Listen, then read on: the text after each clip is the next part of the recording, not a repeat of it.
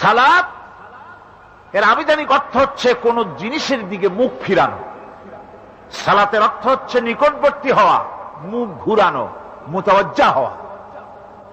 ওই যে হযরত ইব্রাহিম আলাইহিস সালাম বলেছিলেন, ইন্নী ওয়াজ্জাহতু ওয়াজহিয়া লিল্লাযী ফাতারাস সামাওয়াতি ওয়াল আরদ। জানেন আপনারা? পড়েন, ইন্নী ওয়াজ্জাহতু ওয়াজহিয়া লিল্লাযী ফাতারাস সামাওয়াতি ওয়াল আরদ হানিফা ওয়া মা আনা মিনাল মুশরিকিন। নিশ্চয় আমার মুখ ঘুরায় দিলাম কার দিকে? যিনি আকাশ এবং জমিনের স্রষ্টা, সব কিছুর মালিক যিনি, তার দিকে আমি মুতাওয়াজ্জা হলাম। নামাজের অর্থই হচ্ছে মুতাওয়াজ্জা হওয়া, মুখ ঘুরিয়ে দেওয়া, চেহারা ঘুরিয়ে দেওয়া। আর নামাজের আরেক অর্থ হচ্ছে নিকটবর্তী থেকে আরো নিকটবর্তী হওয়া। আমরা কি নিকটবর্তী হতে চাই? না বুঝলে কবেন কি? নিকটবর্তী হইতে চাই কার? আল্লাহ। আমরা কি আল্লাহর নিকটবর্তী হতে চাই? আল্লাহ রাব্বুল আলামিন বলেন, নিকটবর্তী হতে হলে ওয়াসজুদ ওয়াকতারিব, সেজদা দাও আর সেজদার মাধ্যমে আমার নিকটবর্তী হয়ে যাও। সেজদা দিলেই আল্লাহর নিকটবর্তী হওয়া যায়। কোন সুবহানাল্লাহ। সাহাবী, আল্লাহ নবীর সাহাবী প্রশ্ন করেছেন, নবীজি, বান্দা কখন আল্লাহর নিকটবর্তী হয়ে যায়? নবীজি বলেছেন, বান্দা যখন সেজদা দেয় তখন আল্লাহর বান্দার মাঝে কোনো হিজাব থাকে না, একদম আল্লাহ পাকের নিকটবর্তী হয়ে যায় বান্দা যখন সেজদায় পড়ে যায়। সুতরাং নামাজ হচ্ছে নিকটবর্তী হওয়া, সালাত এটা হচ্ছে নিকটবর্তী হওয়া। নামাজ ফরজ হওয়ার কারণ হচ্ছে এই যে মানুষ আল্লাহর বান্দা বা গোলাম হিসেবে সৃষ্টি হয়েছে, তাই একমুখী হয়ে রবের বন্দিগি করা এটা হচ্ছে তার স্বাভাবিক একটা প্রকৃতি। আল্লাহ রাব্বুল আলামিন এই প্রকৃতির দাবি মিটাবার জন্যই নামাজের ব্যবস্থা করেছেন। মানুষের ফিতরত, মানুষের নেচার, মানুষের ফিতরত হচ্ছে এই যে কারো না কারো কাছে মাথা নত করা, হাত জোড় করা, মাথা নত করা, সার্বভৌমত্বের মালিক কাউকে মনে করা। হাত জোড় করতে হলে, মাথা নত করতে হলে, সার্বভৌমত্বের মালিক হিসেবে কাউকে গ্রহণ করতে হলে আল্লাহর বিকল্প কেউ আছে নাকি? ইসলামের মূল দাওয়াতটা হল ফিতরাত অনুযায়ী দাওয়াত দেওয়া হয়েছে, মানুষ যেন মাথা নত করে, গোলামি করে। এজন্য আল্লাহ রাব্বুল আলামিন বলেছেন যে আমি মানুষ এবং জিনকে সৃষ্টি করেছি, তার কারণটাই হলো মা খালাকতুল জিন্না ওয়াল ইনসা ইল্লা লিয়াবুদুন। মানুষ আর জিন জাতিকে সৃষ্টি করা হয়েছে ইবাদতের জন্য, গোলামির জন্য। ইবাদত আর গোলামি এটাই করতে হবে, গোলামি করতে হবে, দাসত্ব করতে হবে। আর এই দাসত্ব, আল্লাহর আনুগত্যই গোলামির দাওয়াত দিয়েছেন দুনিয়ার সব নবীরা। কোন নবী বলেন নাই যে আমার গোলামি করো। কেউ বলেছেন? বলেন জোরে, কেউ বলেছেন? আল্লাহ পাক বলেন, ওয়ালাকাদ বা'আসনা ফি কুল্লি উম্মাতির রাসূলা আন ইবুদুল্লাহা ওয়াজতানিবুত তাগুত। প্রত্যেক জাতির জন্য আমি রাসূল প্রেরণ করেছি, তারা মানুষকে দাওয়াত দিয়েছেন এই কথা বলে যে এক আল্লাহর গোলামি করো, তিনি ছাড়া কোনো ইলাহ নাই, আইন দাতা নাই, বিধান দাতা নাই, তার গোলামি, তার সামনে মাথা নত করে দাও। আর প্রত্যেক নবীর যুগেই নামাজ রোজা শরীয়তের মধ্যে ছিল। নামাজ রোজা কম বেশি প্রত্যেক নবীর জামানায় আল্লাহ পাক এটাকে বাধ্যতামূলক করেছিলেন। নামাজ, রোজা, যাকাত সব নবীদের জন্য বাধ্যতামূলক ছিল, তার উম্মতের জন্য বাধ্যতামূলক ছিল। আমার ভাইয়েরা, নামাজ হচ্ছে আল্লাহ রাব্বুল আলামিনের সাহায্য লাভের একমাত্র মাধ্যম। আল্লাহর কাছে যদি সাহায্য পেতে চাই তাহলে নামাজ লাগবে। লাগবে কি কোন? وَلَقَدْ أَخَذَ اللَّهُ مِيثَاقَ بَنِي إِسْرَائِيلَ وَبَعَثْنَا مِنْهُمُ 12 نَقِيًّا وَقَالَ اللَّهُ إِنِّي مَعَكُمْ لَئِنْ أَقَمْتُمُ الصَّلَاةَ। আল্লাহ পাক বলেন, বনি ইসরায়েলদের নিকট আমি ওয়াদা নিয়েছিলাম, তোমরা যদি মানুষদেরকে অসামাজিক কার্যকলাপ থেকে যদি তোমরা ফিরাইতে পারো, মানুষদেরকে অসামাজিক কার্যকলাপ থেকে তোমরা ফিরাবে। 12টা গোত্রের জন্য 12 জন নকিব নির্দিষ্ট করে দেওয়া হলো, তাদের দায়িত্ব দেওয়া হলো।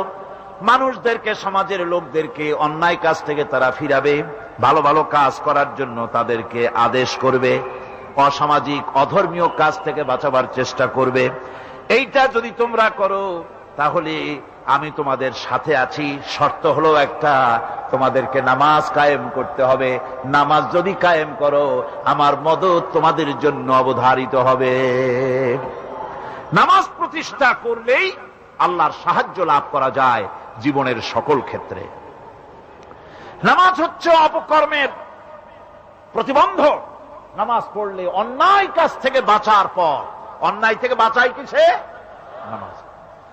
আল্লাহ রাব্বুল আলামিন বলেন, উতলু মা উহিয়া ইলাইকা মিনাল কিতাবি ওয়া আকিমিস সালাম ইন্নাস সালাতা তানহা আনিল ফাহশাই ওয়াল মুনকার। হে নবী, এই কিতাব তেলাওয়াত করো যা তোমার প্রতি অবতীর্ণ করা হয়েছে, এই কিতাব তেলাওয়াত করো আর নামাজকে প্রতিষ্ঠা করো। নিঃসন্দেহে নামাজ মানুষকে পাপাচার থেকে বাঁচায়া দেয়। অশ্লীলতা, পাপাচার থেকে মানুষকে বাঁচায় কে? জোরে চিল্লা এখন কে? নামাজ। এই নামাজ মানুষকে অন্যায় কাজ থেকে বাঁচায় দেয়।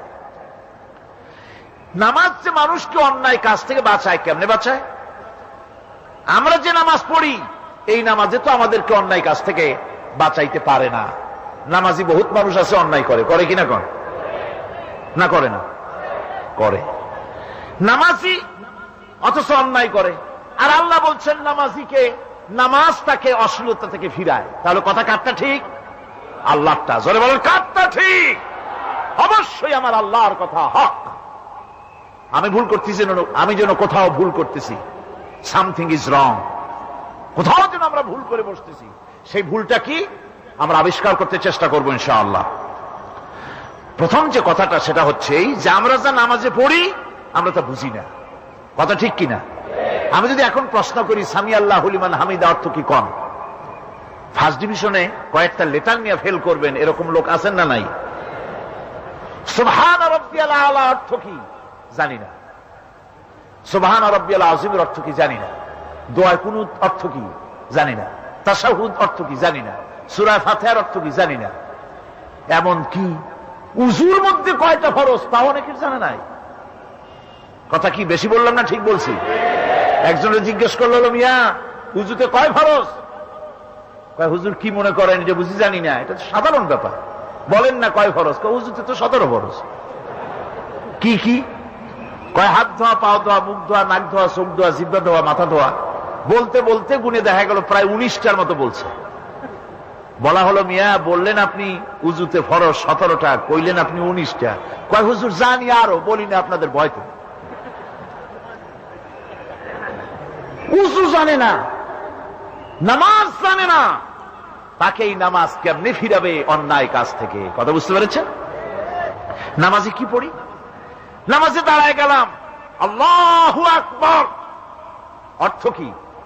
চিল্লায় কন্যা আল্লাহু আকবার। এরকম না, মুসলমানের মতো গলা ছেড়ে দিয়ে চিৎকার দিয়ে বলেন আল্লাহু আকবার। এই আল্লাহু আকবার, আল্লাহ সর্বশ্রেষ্ঠ, তার চাইতে বড় আর কেউ নাই। এই কথা দিনরাত 24 ঘন্টার ভিতরে শত শতবার বলি, একবার দুইবার না, শত শতবার বলি আল্লাহ সর্বশ্রেষ্ঠ। এই কথা বলার পরেও মনের মধ্যে অন্য কেউ বড় হয়, আল্লাহর বড়ত্ব যেভাবে মুখ দিয়া বলি ওইভাবে কার্যত পালন করি না। নামাজে আল্লাহু আকবার বললাম, এরপরে সানা পড়লাম, তারপরে সূরা ফাতিহা পড়লাম। সূরা ফাতিহার ভিতরে যে সমস্ত কথাগুলি বললাম সেই কথাগুলি বুঝি না, কি বলেছি তাও জানি না। এরপরে সুবহান রাব্বিয়াল আলা বলেছি, সুবহান রাব্বিয়াল আযীম বলেছি, সামি আল্লাহু লিমান হামিদা বলেছি, অর্থ কি জানি না। আল্লাহ তা শুনতে পান, যে ব্যক্তি আল্লাহর প্রশংসা করেন তিনি তা শুনতে পান। নামাজের মধ্যে আইডিয়া দেওয়া হচ্ছে, তুমি যে আল্লাহর জন্য নামাজ পড়তেছো, প্রশংসা করতেছো, এটা এমন নয় যে আল্লাহ পাক দেখছেন না বা শুনতেছেন না। তুমি যা বলতেছো, প্রশংসা করতেছো, আল্লাহ পাক তা শুনতে পাচ্ছেন। সামি আল্লাহু লিমান হামিদা, সুবহান রাব্বিয়াল আলা। আমি মহান সর্বশ্রেষ্ঠ আল্লাহ রাব্বুল আলামিনের পবিত্রতা ঘোষণা করছি, আমি তার প্রশংসা করছি। সূরা ফাতিহার কি আমরা বলি আপনারা ব্যাখ্যা দেখে বুঝে নিয়েন, সেগুলি আমি এখানে বলে বাকি কথা সব শেষ করতে পারবো না। এরপরে আমরা নামাজের মধ্যে দোয়া কুনুত পড়ি। সেই দোয়া কুনুতে যে কি ওয়াদাটা করি, অন্তত আমার তো মনে হয় সাধারণ মানুষের মধ্যে 99.9 লোকেরা জানে না দোয়া কুনুতে কি পড়ে, অর্থ বোঝে না। দোয়া কুনুতের মধ্যে বলা হচ্ছে, আল্লাহুম্মা ইন্না নাস্তাঈনুকা, হে আল্লাহ আমি তোমার কাছে সাহায্য চাই। কার কাছে সাহায্য চাই? আল্লাহর কাছে সাহায্য চাই। নামাজের ভিতরে বলতেছেন, এই কথা যদি অর্থ আপনি জানতেন যে তোমার কাছে সকল ব্যাপারে সাহায্য চাই তোমার কাছে, এই কথাটা যদি মনে প্রাণে বুঝতেন, তাহলে দুনিয়ায় কোনো মাজারে গিয়া মরা জিন্দা মানুষের কাছে গিয়া নিজের ছেলে মেয়ে চাইতেন না, চাকরির উন্নতি চেতেন না। আপনি নামাজের ভিতরে বলতেছেন আপনার কাছে, আয় আল্লাহ আপনার কাছে সর্বপ্রকারের সাহায্য আপনার কাছে চাই। নামাজের ভিতরে কিসের মধ্যে বলতেছেন? বিশ্বাস যদি করতেন, যদি বুঝতেন, তাহলে যত বড় পীর আসুক দেশ থেকে আর বিদেশ থেকে, সন্তান চাওয়ার জন্য পাগল হয়ে পায়ের উপরে পড়ে থাকতেন না, আল্লাহর কাছেই চাইতেন। কার কাছে চাইতেন? এরপরে বলতেছেন, আস্তাগফিরুকা, তোমার কাছে ক্ষমা চাই, গুনাহ করেছি, অনেক গুনাহ করেছি, তোমার কাছে ক্ষমা চাই, কারণ সাহায্য করতে পারো তুমি, গুনাহ মাফ করতে পারো তুমি। গুনাহ মাফ করার ক্ষমতা কি আছে পৃথিবীর কারো? আকাশে জমিনে আল্লাহ ছাড়া মানুষের গুনাহ কেউ মাফ করতে পারে? এরপরে বলতেছি, অনুমিনু বিকা, আয় আল্লাহ আমি তোমার উপরে ঈমান এনেছি, পরিপূর্ণভাবে তোমার উপরে ঈমান এনেছি, ওয়া নাতাওয়াক্কালু আলাইক, আর তোমার উপরেই কেবলমাত্র ভরসা করেছি। ঈমান এনেছি তোমার উপরে, ভরসা করছিও তোমার উপরে। এই কথাগুলি যদি আমরা বুঝতাম, তাহলে আত্মাটা বড় হয়ে যেত, মাথাটা আল্লাহ ছাড়া কারো সামনে নত হতো না। ঠিক না বেটি? আল্লাহ ছাড়া কারো সামনে মাথা নত হতো না। আল্লাহর উপরই ভরসা, তোমার উপর ভরসা করছি, তোমার উপর ঈমান এনেছি। এরপরে বলছি, ওয়ানুসনি আলাইকাল খায়র, সর্বপ্রকার কল্যাণের সাথে তোমার প্রশংসা করতেছি। ওয়ানাশকুরুকা, আর তোমার কৃতজ্ঞতা স্বীকার করছি, আমি তোমার শুকর আদায় করি, সর্ব ব্যাপারে তোমার শুকর আদায় করি। আর কি করি? ওয়ালা নাকফুরুকা, আমি কুফরি করি না, অকৃতজ্ঞ নই, আমি তোমার কৃতজ্ঞ বান্দা, আমি অকৃতজ্ঞ নই। একথা আপনি নামাজের মধ্যে বলেন, কিন্তু কৃতজ্ঞতা স্বীকার করেন না। আল্লাহ যে ছেলে দিয়েছে শুকর আদায় করেন না, আল্লাহ যে সুন্দরী বউ বা ভালো বউ দিয়েছেন শুকর আদায় করেন না, আল্লাহ সন্তান দিয়েছে শুকর আদায় করে না, আল্লাহ রাব্বুল আলামিন চাকরি দিয়েছেন, বাড়ি দিয়েছেন, জায়গা দিয়েছেন, জমিন দিয়েছেন, যৌবন দিয়েছেন, স্বাস্থ্য দিয়েছেন, শুকর আদায় করে না। আল্লাহ পাক বলেন, বান্দারে যে অবস্থায় থাকো শুকর আদায় করো। লা ইন শাকারতুম লাযীদান্নাকুম ওয়া লা ইন কাফারতুম ইন্না আযাবী লাশাদীদ। আমার নিয়ামতের শুকর যদি আদায় করো আমি বেশি করে বাড়ায় দেব, আর যদি শুকর আদায় না করো তাহলে মস্ত বড় শাস্তি রেখে দিয়েছি। সব ব্যাপারে শুকর আদায় করো, আমার নিয়ামতের শুকর আদায় করো। চোখ দিয়া দেখতে পাও, কও আলহামদুলিল্লাহ।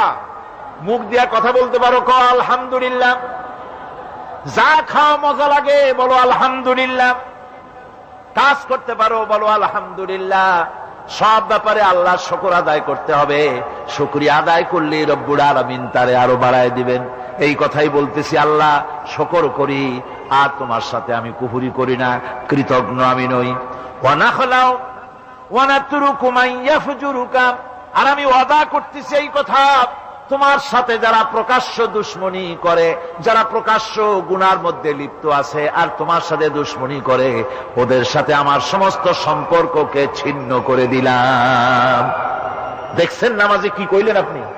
আপনি নামাজে কত বড় কথা বললেন, ওয়া নাতরুকু মান ইয়াফজুরুকা। আয় আল্লাহ, আমি ওয়াদা করছি তোমার সাথে যারা দুশমনি করে, যারা প্রকাশ্য গুনাহ করে, তাদেরকে আমি পরিত্যাগ করছি, তাদের সাথে আমার কোনো সম্পর্ক নাই। এই কথা বলার পরে আপনার সম্পর্ক কার সাথে একটু চিন্তা করেন তো। আপনার বন্ধু কারা? ইলেকশন আসলে ভোট দেন কাদেরকে? কাদের চা খাওয়ান, কাদের চান্দা দেন?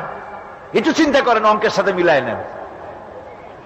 তাহলে দেখুন, মুখে বলে এক কথা, কাজে করে আর একটা। আরে কি কয়? চিল্লায় কোন, আরে কি কয়? আর এই মুনাফিকি করতেছেন কার সাথে? আল্লাহর সাথে। কোন নাউযুবিল্লাহ।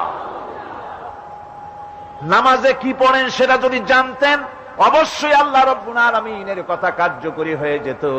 ইন্নাস সালাতা তানহা আনিল ফাহশাই ওয়াল মুনকার। নামাজ মানুষকে পাপের কাজ, অশ্লীলতা থেকে ফিরাতে পারে। আল্লাহ ইন্না বসায়ছেন, নিশ্চয়ই, বেশক, অবশ্যই নামাজ পাপ থেকে ফিরাবে। কিন্তু কেমনে ফিরাবে নামাজ তো বুঝি না। নামাজ তো বুঝি না, খালি সেজদা দেয় জনমের মতো। আর সেজদা কি? নামাজে যদি দেখে ইমাম দেরি করতেছে, আত্তাহিয়াত পড়তে দেরি হয়ে যাচ্ছে, পিছন থেকে সিগন্যাল মারে, ঠিক কিনা? বেয়াদব, বেয়াদব। তোমার নামাজ, তোমার আত্তাহিয়াত আগে শেষ হয়েছে, তাতে কি হয়েছে? চুপ করে বসে থাকো। ইমামকে কাশি দিয়া সতর্ক করার অধিকার তোমার নাই। যদি ইমামকে সতর্ক করার জন্য কাশি দিয়ে থাকো, তোমার নামাজ ফাসেদ হয়ে যাবে। এটা ফাজলামি করার জায়গা না, এটা নামাজ। এর নাম কি? ধীরে সুস্থে নামাজ পড়তে হবে। অনেকে মসজিদটারে মনে করে জেলখানা। ঢুকতে যত দেরি, বেরোতে পারলে যেন বাসে যান ছটফট করে। সিনেমার মধ্যে গিয়ে ঘন্টার পর ঘন্টা বসে থাকে, খারাপ লাগে না? মসজিদে কেরাত যদি একটু লম্বা পড়ে, পিছনে বসে খালি কি যে করে, মনে মনে বলতে থাকে যে ইমাম এমন কাঁচা ছাড়া ছাড়ি না। আর গান যখন শোনে, শুনতেই থাকে, কত মজা, ঘুম আসে না। নাউযুবিল্লাহ। সুতরাং নামাজে কি পড়েন সেটা আপনাকে বুঝতে হবে। এরপরে বলতে বলা হচ্ছে, আল্লাহুম্মা ইয়্যাকা না'বুদু ওয়া লাকা নুসাল্লি। আয় আল্লাহ তাআলা, আমি একমাত্র তোমার গোলামি করি। নামাজে বলতেছেন একমাত্র তোমার গোলামি করি। আর নামাজ থেকে বেরিয়ে আসার পর ওজনে দিলেন কম, খাদ্যে দিলেন ভেজাল, মানুষের জমিনের আইল ঠেললেন, বোনেরে ঠকালেন, মেয়েকে ঠকালেন, মিথ্যে কথা বললেন, আর নামাজে বলে আসছেন আল্লাহ তোমার ইবাদত করি। এই বুঝি তোমার ইবাদতের নমুনা? এই বুঝি তোমার ইবাদতের নমুনা? মুনাফিক। নামাজ বোঝে নাই, পাপ তারে ফিরে, নামাজ তাকে পাপ থেকে বাঁচাতে পারে না। হায় আল্লাহ, একমাত্র তোমার গোলামি করি, ওয়া লাকা নুসাল্লি, আর একমাত্র তোমার উদ্দেশ্যেই নামাজ পড়ি। মানুষকে দেখাবার জন্য পড়ি না। নামাজটা পড়ি কার জন্য? কার জন্যে? এরপরে বলছি, ওয়ানাসজুদু ওয়া ইলাইকা নাসআ। আয় আল্লাহ, আমি একমাত্র তোমাকেই সেজদা করি, আমার সমস্ত চেষ্টা সাধনা তোমার জন্য নিবেদিত। আমার চেষ্টা, আমার জিহাদ, আমার আন্দোলন, আমার বাঁচা, আমার মরা, আমার ব্যবসা, আমার বাণিজ্য, আমার সব তোমার জন্য। কার জন্য? চিল্লা এখন কার জন্য? দোয়া কুনুতটা কত বড় গুরুত্বপূর্ণ চিন্তা করেন। এরপরে বলা হচ্ছে ওয়ানাহফিদু ওয়ানারজু রাহমাতাকা, আমরা কষ্ট করি আর তোমার রহমতের আশা করি। হায় আল্লাহ, আমরা কষ্ট করতেছি আর তোমার রহমতের আশা করতেছি। ওয়া নাখশা আযাবাকা, আর তোমার আযাবের ভয় করতেছি। হায় আল্লাহ, তুমি দয়া করে আযাব থেকে বাঁচাও। ইন্না আযাবাকা বিল কুফফারি মুলহিক, নিঃসন্দেহে আযাব তো কেবলমাত্র কাফেরদের জন্য, জাহান্নামে নিক্ষিপ্ত হবে কাফেরেরা। হায় আল্লাহ তাআলা, আমি তোমার আযাবকে ভয় করতেছি, তোমার জাহান্নামের শাস্তি থেকে আমারে বাঁচাইয়া দাও। জাহান্নামের শাস্তি থেকে যদি বাঁচতে হয়, তাহলে দোয়া কুনুতটা বুঝা নামাজটা যদি সেইভাবে আদায় করা যায়, নামাজ কামেল হয়ে যাবে। কোন আলহামদুলিল্লাহ। সঠিকভাবে নামাজ পড়ার পরও যদি কোন মানুষের সঠিকভাবে, ভালো করে শোনেন, সঠিকভাবে নামাজ পড়ার পরেও যদি কোন মানুষ পাপের থেকে না ফেরে, তাহলে বুঝতে হবে একথা, পানি আর সাবান দিয়া কাপড় ধুলে কাপড়ের ময়লা যাবে, কিন্তু পানি আর সাবান দিয়া কয়লা জনমের মতো ধুইলেও কয়লার ময়লা যাবে না। কথা বুঝে আসছে? এর থেকে আর উত্তম দৃষ্টান্ত আমার কাছে নাই। নামাজ পড়ার পরেও যদি চরিত্র ভালো না হয়, বুঝতে হবে নামাজ হচ্ছে না, কাঙ্ক্ষিত মানের নামাজ আদায় হচ্ছে না। আল্লাহর নবী বলেছেন, যার নামাজ পাপ কাজ হতে ফিরাতে পারল না, তার নামাজ নামাজি নয়। আবার শুনুন, রাসূল বলছেন, যার নামাজ তাকে পাপের কাছ থেকে ফিরাতে পারল না, তার নামাজ নামাজ নয়। ওইটা নামাজ হয় নাই, যার জন্য তার পাপ থেকে তারে ফিরাইতে পারছে না। আর কিয়ামতের দিন বেনামাজিরা সবচাইতে বেশি অপমানিত হবে। সবচাইতে বেশি অপমানিত হবে কারা? বেনামাজিরা। কিভাবে? ইয়াউমা ইউকশাফু আন সাকিন ওয়া ইউদআউনা ইলাস সুজুদি ফালা ইস্তাতিউন।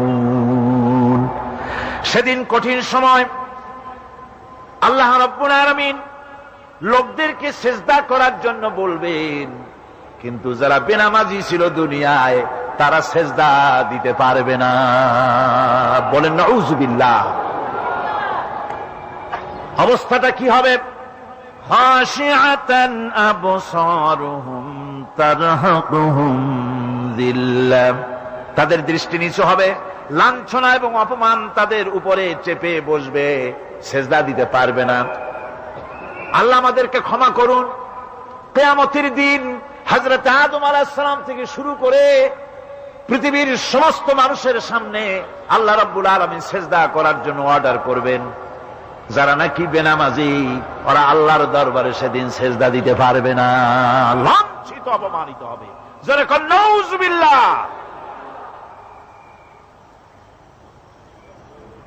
নামাজ, মুমিনের নামাজ একরকম, মুনাফিকের নামাজ হলো আর এক রকম। মুনাফিকরাও নামাজ পড়ে, পড়ে কিনা কন? মুনাফিকেরাও নামাজ পড়ে। মুনাফিকেরা যখন নামাজ পড়তে যায়, আল্লাহ রাব্বুল আলামিন বলতেছেন, ওয়া ইযা কামু ইলাস সালাতি কামু কুসালা। মুনাফিকেরা যখন নামাজ পড়তে দাঁড়ায়, নামাজে আসে ঠিক তারা, কিন্তু নামাজের জন্য দাঁড়ায় খুব শৈথিল্য ভারে, শৈথিল্য ভাবে দাঁড়ায়, কাহিলি, সুস্তি, এ জায়গা চুলকায়, পায়জামা ধরে টান দেয়, টুপিটা ঘুরে আয়, এদিক ওদিক তাকায়। মুনাফিকের নামাজ দেখলেই ঠিক পাওয়া যায় যে বেটা মুনাফিক। এইভাবে সে দাঁড়ায়। তার নামাজটা কি জন্য? ইউরাউনান নাসা ওয়া লা ইয়াযকুরুনাল্লাহা ইল্লা কালিলা। তাদের নামাজ হচ্ছে মানুষকে দেখাবার নামাজ। নাউযুবিল্লাহ। এখন দেখবেন এই মৌসুম আসছে, নামাজের মৌসুম, বেনামাজিদের নামাজের মৌসুম। জনসভা হচ্ছে, নির্বাচন আসতেছে, নামাজে রক্ত হয়ে গেছে, তাড়াতাড়ি আজান হয়ে গেল, টুপি না থাকলে রুমাল একটা মাথায় দিল, উজু আছে কি না আছে, আল্লাহু আকবার, যা আছে কপালে হয়ে যাক। মানুষকে দেখাবার জন্য এরা নামাজ পড়ে। এরা আল্লাহ শরণার্থে নামাজ খুব কম লোকই করে। এরা হচ্ছে মুনাফিক। দুনিয়া এবং আখিরাতে কল্যাণের জন্য একমাত্র মাধ্যম হচ্ছে নামাজ। দুনিয়াও যদি কল্যাণ চাই, আখিরাতেও যদি কল্যাণ চাই, তাহলে এর জন্য কি করতে হবে? কি করতে হবে? আমার কথা নয়, আল্লাহ রাব্বুল আলামিনের কথা শুনুন। রব্বুল আলামিন বলেন, ক্বাদ আফলাহাল মুমিনুন আল্লাযীনা হুম ফি সালাতিহিম খাশিউন ওয়াল্লাযীনা হুম লিয-যাকাতি ফাঈলুন ওয়াল্লাযীনা হুম লিফুরুজিহিম হাফিজুন। নিশ্চিতভাবে সেই সব মুমিন কল্যাণ লাভ করবে, নিশ্চিতভাবে।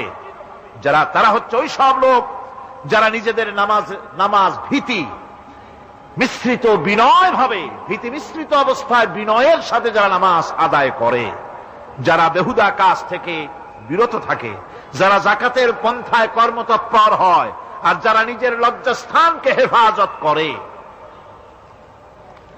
এরপরে আল্লাহ পাক বলেন, ওয়াল্লাযীনা হুম লিআমানাতিহিম ওয়া আহদিহিম রাউন ওয়াল্লাযীনা আলা সালাওয়াতিহিম ইউহাফিজুন ওয়াল্লাযীনা আলা সালাতিহিম হাফিজুন।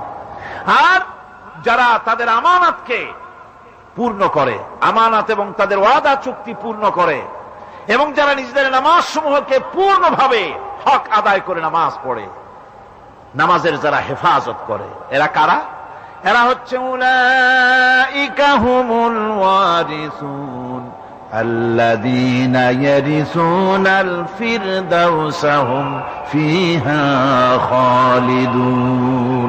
এরা হচ্ছে সেই সব লোক, এরা উত্তরাধিকার হচ্ছে জান্নাতের উত্তরাধিকার, জান্নাতুল ফিরদাউসে আল্লাহ রাব্বুল আলামিন এই গুণ বিশিষ্ট লোকদের জন্য জায়গা করে দিবেন। জোরে কোন সুবহানাল্লাহ। নামাজকে পড়তে বলা হয়নি, কোরআন শরীফে বলা হয়েছে নামাজ কায়েম করো। কি বলা হয়েছে কম তো দেখি? নামাজ কায়েম করো, নামাজ পড়ো। এই কথা কিন্তু কোরআন শরীফে কোন জায়গায় আছে নাকি? এখন কায়েম করা কারে বলে? একটা গুরুত্বপূর্ণ আরেকটি বিষয়। নামাজ কায়েম করতে বলা হয়েছে। কায়েম কি? কায়েমটা হচ্ছে দৃষ্টান্ত স্বরূপ বলা যায় যে জিনিসটা সমাজে প্রতিষ্ঠিত আছে ওইটারে বলে কায়েম হওয়া, আর যেটা প্রতিষ্ঠিত নাই ওটা কায়েম নাই। কায়েম মানে হলো প্রতিষ্ঠিত থাকা। যেমন আমাদের দেশে, আমাদের সমাজে নারী পুরুষ শিশু বৃদ্ধ সকলেই কাপড় পরা, শাড়ি পরা, লুঙ্গি পরা, এই কাপড় পরাটা কায়েম আছে, প্রতিষ্ঠিত আছে না নাই? যার কারণে কাপড় পরা সমাজে কায়েম আছে বলে উলঙ্গ মানুষ সমাজে খুঁজে পাওয়া যায় না, পাগল ছাড়া। ঠিক কিনা? একটা বাচ্চাকেও যদি উলঙ্গ হতে বলেন এখানে, 5 বছর 6 বছরের একটা বাচ্চাকেও, সে কিন্তু রাজি হবে না। ঠিক কিনা? যেহেতু কাপড় পরা সমাজে প্রতিষ্ঠিত আছে, সেহেতু উলঙ্গ মানুষ পাওয়া যায় না, কাপড় পরাটাই এখানে প্রতিষ্ঠিত। সুতরাং এখন অবস্থাটা এই হয়েছে, কাপড় পরা প্রতিষ্ঠিত আছে বলে কোন উলঙ্গ মানুষ এসে যদি এই মঞ্চে দাঁড়ায় আর বলে আমাকে একটু বক্তৃতা করতে দেন, আপনারা কি করবেন? মঞ্চে তো উঠতেই দিবেন না। উলঙ্গ মানুষ যদি কোনো চাকরি নিতে যায় ইন্টারভিউতে, তাকে লাইনে দাঁড়াইতে দেবে? দেবে না। এমনকি উলঙ্গ হয়ে যদি বাড়িতে প্রবেশ করে, তার বউ দূর দূর করে তাড়ায় দেবে। ঠিক কিনা? যেহেতু সমাজের ভিতরে কাপড় প্রতিষ্ঠিত আছে, সেই জন্য এই উলঙ্গ মানুষ পাওয়া যায় না। অনুরূপভাবে নামাজ যদি প্রতিষ্ঠিত হতো সমাজের ভিতরে, তাহলে বেনামাজি খুঁজে পাওয়া যেত না। চাকরি করতে গেলে সেখানে নামাজ মানদণ্ড হয়ে যেত, নামাজ পড়ে কিনা তা দেখে নেওয়া হতো। বেনামাজি লোক পাওয়াই যেত না যদি প্রতিষ্ঠিত থাকতো। প্রথম প্রশ্নই হতো তুমি নামাজ পড়ো কিনা। ইলেকশনে যদি একজন উলঙ্গ মানুষ এসে দাঁড়ায়, ভাইরা এবার আমার বোতল মার্কা বাক্স, উলঙ্গ মানুষ এসে ভোটে দাঁড়াইছে, আপনারা ভোট দিবেন? দিবেন। ওইটা কাপড় প্রতিষ্ঠিত আছে বলে, লুঙ্গি প্রতিষ্ঠিত সমাজে আছে বলে উলঙ্গ মানুষকে আপনি ভোট দিবেন না। নামাজ যদি প্রতিষ্ঠিত থাকতো সমাজে, বেনামাজি মানুষ যদি এসে মঞ্চে দাঁড়ায়া যতই বলতো আমি ক্ষমতায় গেলে এই করব সেই করব, নামাজ প্রতিষ্ঠিত থাকলে পরে বেনামাজিরে কেউ ভোট দিত না।